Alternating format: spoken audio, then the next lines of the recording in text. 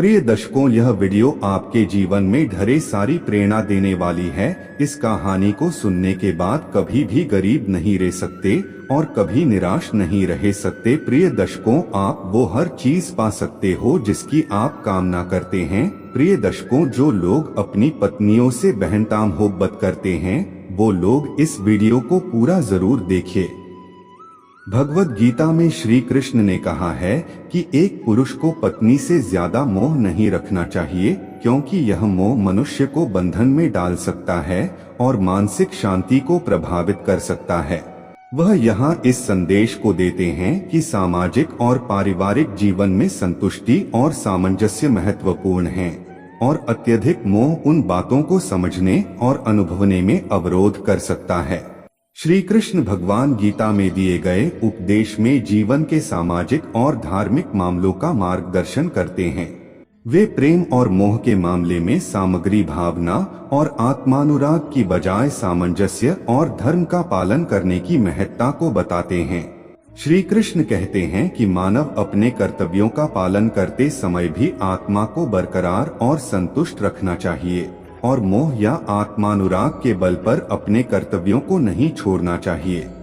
इसका अर्थ है कि पत्नी के प्रति प्यार और स्नेह की जरूरत है, लेकिन यह बिना संतुष्टि और संतुलन को बिगाड़े बिना होना चाहिए। धार्मिकता, सामंजस्य और कर्तव्य पर ध्यान केंद्रित रहना भगवान के उपदेश का महत्वपूर्ण हिस्सा है। पतिव्रता यत्रानुकनिता च धर्मा पतिव्रता च पत्नी चैवात्र चया दंडा पापापनुत्ते।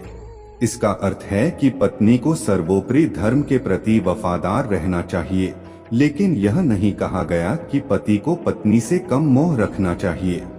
इसमें साथी संगी के बीच सजीव संबंधों का महत्व होता है और समर्पणा और संवाद के माध्यम से समस्याओं का समाधान करना चाहिए। श्री कृष्ण का संदेश है कि सब कुछ साथी संगी के बीच स्नेह और समर्पण के साथ होना चाहिए, परंतु अधिक मोह और आसक्ति से बचना चाहिए।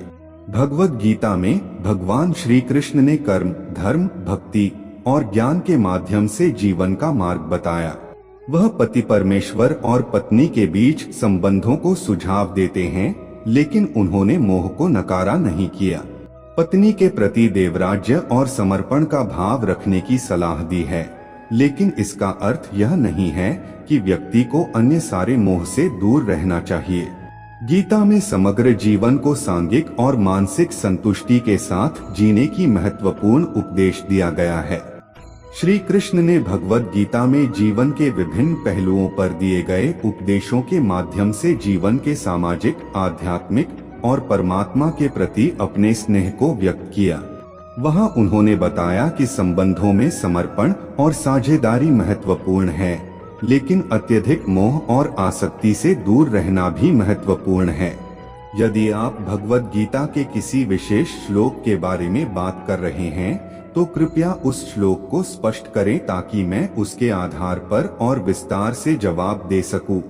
भगवान श्री कृष्ण ने महाभारत के समय अपने उपदेशों में कहा कि पति और पत्नी के बीच आपसी समझदारी और स्नेह होना चाहिए, लेकिन अत्यधिक मोह नहीं रखना चाहिए। वह यहाँ पर यह सिखाते हैं कि आपके प्रेम और संबंधों में सामंजस्य और संतोष होना चाहिए, लेकिन अधिक मोह आपके जीवन को अस्तित्व की दिशा में प्रभावित कर सकता है। इस उपदेश का मकसद यह है कि हमें संबंधों को साहित्यिक और आध्यात्मिक उन्नति के लिए उपयोग करना चाहिए और मोह और अत्यधिक आसक्ति से बचना चाहिए ताकि हमारा मानसिक और आध्यात्मिक स्वास्थ्य बना रहे।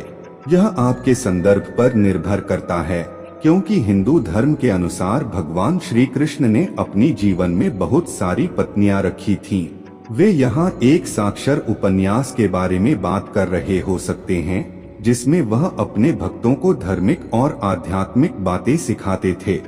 व्यक्ति को बुरे दिनों के लिए धन की बचत करनी चाहिए और अपनी महिला की रक्षा हर हालत में करनी चाहिए, भले ही उसको अपने बचत के पैसे भी खर्च करने पड़े। ऐसे देश या क्षेत्र जहां पर आपको रोजगार, इज्जत, शुभ चिंतक और शिक्षा न मिले में रहने का कोई फायदा नहीं है।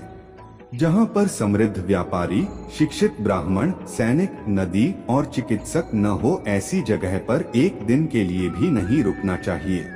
अपनी पत्नी की परीक्षा धन संपत्ति खोने के बाद करें, दोस्त को आवश्यकता के समय और नौकर को महत्वपूर्ण कार्य देने के बाद परखें। सच्चा पुत्र अपने पिता के प्रति आज्ञाकारी होता है और सच्चा पिता अपने बच्चे का ध्यान रखता है। ईमानदारी सच्चे दोस्त की सही पहचान है। जो धन बहुत मेहनत के बाद मिले, जिसके लिए अपने धर्म का त्याग करना पड़े, जिसके लिए शत्रुओं की खुशामद करनी पड़े, उस धन का मोह नहीं करना चाहिए। जिस व्यक्ति के पास आस्था, धन और कोई लगाव नहीं होता, उसको कभी मोक्ष नहीं मिलता है। वह जन्म और मरण के चक्र में फंसा रहता है। अत्यधिक सुंदरता के कारण सीता का अपहरण हुआ, अति घमंड की वजह से रावण मारा गया और अत्यंत दानवीरता की वजह से बाली को बहुत कष्ट हुआ। इसलिए दान हमेशा अपनी सीमा में रहकर करें। ऐसी जगह पर निवास नहीं करना चाहिए जहां पर लोग नियम कानून से नहीं डरते हैं, चतुर लोग नहीं होते हैं, लोगों में दान पुण्य की भावना की कमी होती है और जहां पर कला का वास नहीं है। आमतौर पर पतिव्रता परंपरा में पत्नी का पति के प्रति आदर और समर्पण महत्वपूर्ण माना जाता है। यह आदर और समर्पण दोनों द्वारा बराबरी से प्रदान किया जाता है। इसमें दोनों के बीच प्यार और समर्पण की भावना होती है।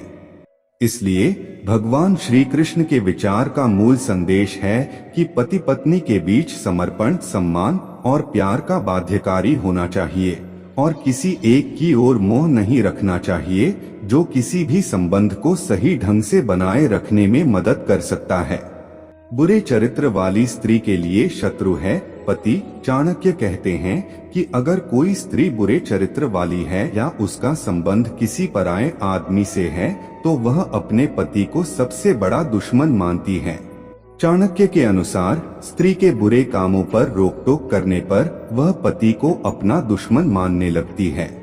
बुराइयों में लिप्त पति पत्नी, चाणक्य कहते हैं कि अगर पति या पत्नी दोनों में से कोई एक भी गलत काम में घिरा रहता है, तो दूसरे को भी इसके परिणाम भुगतने पड़ते हैं। पति की गलती का पत्नी और पत्नी की गलती का पति पर बुरा असर पड़ता है। चाणक्य नीति ऐसे में घरों में बिन बुलाए आती हैं। माँ लक्ष्मी खुशियों से भरा रहता है लोगों का जीवन। लोभी का शत्रु है याचक। चाणक्य कहते हैं कि लालची व्यक्ति का मोह धन पर ही रहता है। ऐसे लोग जान से ज्यादा धन से स्नेह करते हैं। नीति शास्त्र के अनुसार अगर इन लोगों के घर कोई मांगने वाला आ जाए, तो यह लोग उसे शत्रु के समान देखते हैं। ऐसे लोगों को दान पुण्य करना व्यर्थ लगता है। मूर्ख का शत्रु उपदेश देने वाला। चाणक्य कहते हैं कि जो लोग मूर्ख होते हैं वे ज्ञानी लोगों को अपना शत्रु मानते हैं। मूर्ख व्यक्ति को ज्ञान की बात बताने पर वह सामने वाले को शत्रु के समान देखता है। चाणक्य के अनुसार ज्ञान की बातें मूर्ख व्यक्ति को चुभती हैं। यह बात आज नहीं कही गई है, बल्कि आज से सालों पहले महान चाणक्य ने कही है। चाणक्य ने कहा है कि भगवान ने नारियों को मोहक बनाया है और पुरुषों का काम है कि उनके मोह में उलझे बिना अपने काम पर ध्यान दें। जिसने भी स्त्रियों के रूप, जाल और मोहिनी अदाओं पर अपने मन और नैन को भटकाया है, उसका नाश तय है। तुलसीदास जी ने अपने एक दोहे में इसे स्पष्ट करते हुए कहा है, नौनो काजर देह के, गाढ़े बांधे केस, हाथों मेहंदी लाए के, बांधिनी खाए देस।